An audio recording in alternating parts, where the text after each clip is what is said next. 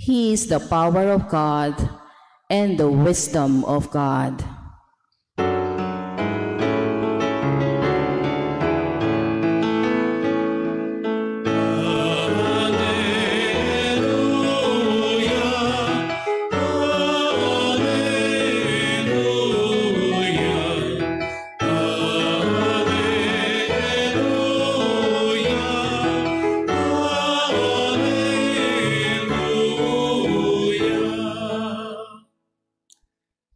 The Lord be with you. And with your spirit. A reading from the Holy Gospel according to Saint Mark. Glory to you, O Lord.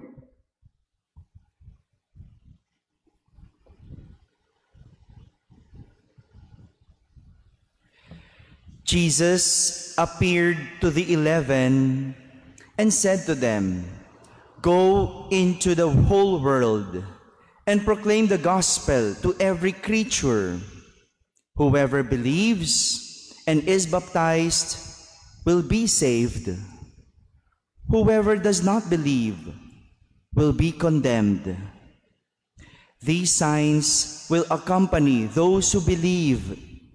In my name, they will drive out demons. They will speak new languages. They will pick up serpents with their hands, and if they drink any deadly thing, it will not harm them. They will lay hands on the sick, and they will recover." Then the Lord Jesus, after he spoke to them, was taken up into heaven and took his seat at the right hand of God. But they went forth and preached everywhere, while the Lord worked with them and confirmed the word through accompanying signs. My friends, the Gospel of the Lord. Praise to you, Lord Jesus Christ. Good morning, my dear brothers and sisters. Today we celebrate the feast day of one of the evangelists or gospel writers whose symbol is winged lion. May pakpak na leon.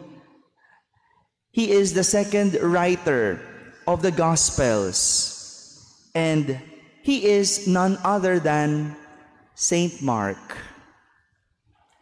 Saint Mark was an early convert who accompanied Saint Paul and Saint Barnabas on their first missionary journey.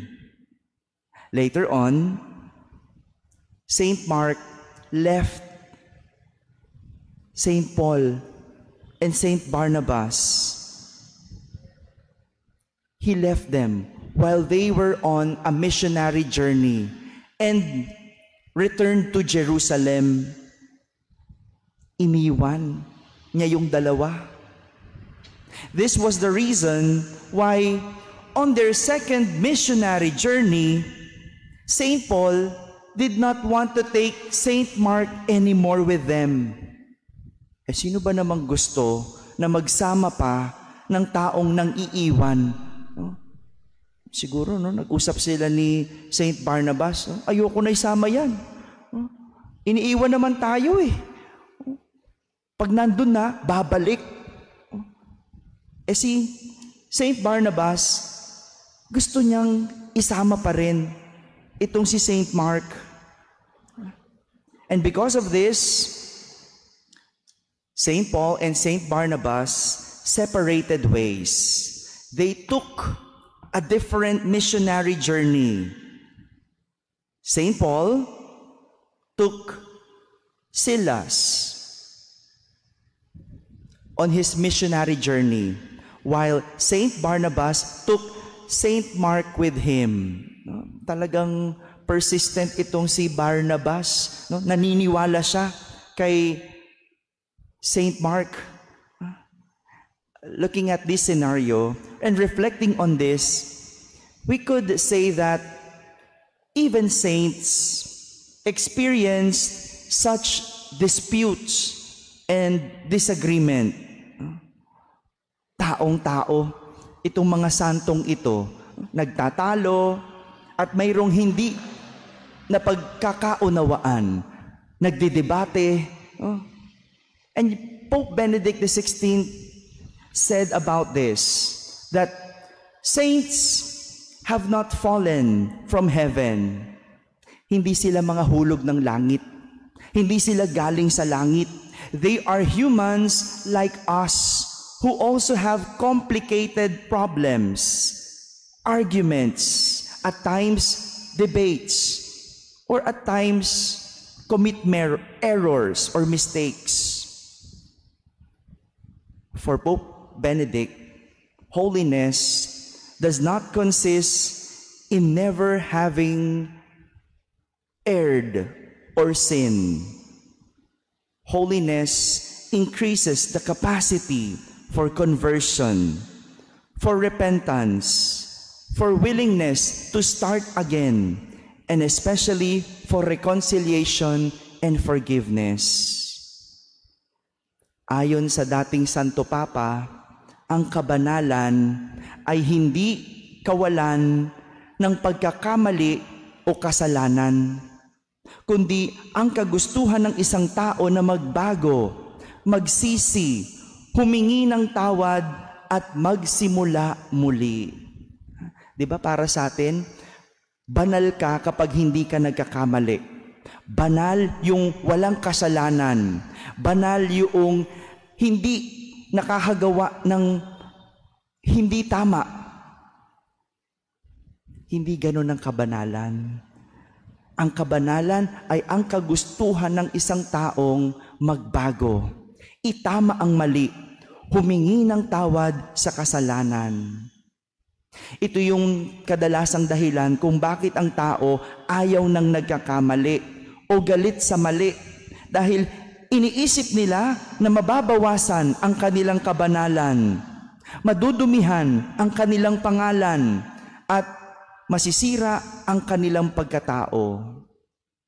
Tinuturo sa atin ng karanasan ni San Marcos na sa pagkakamali, natututo tayong magtama. Sa kasalanan, natututo tayong humingi ng tawad.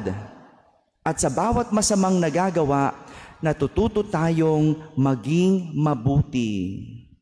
Lahat ito ay kung tayo ay magbabago. Saint Mark may have reasons why he abandoned Saint Paul and Saint Barnabas in their first missionary journey. But whatever it may be, what is good about Saint Mark is that he changed. Nagbago siya. And he did not repeat the same mistake. And he learned from it. And later on, he improved to be the best or better version of himself. Hindi na siya nang iwan. At hindi na lang siya sumama sa missionary journey. Hindi na lang siya sumama sa isang misyon.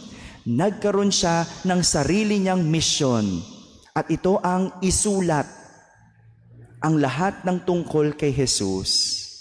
Kaya nga, meron tayong aklat na sinulat ni San Marcos. Meron tayong binabasa ngayong ebanghelyo na pinapahayag mula noon hanggang ngayon. My dear brothers and sisters, holiness is not having any sin or error. But holiness is striving to be better despite sin and error, and aiming to be the best version of ourselves. Amen.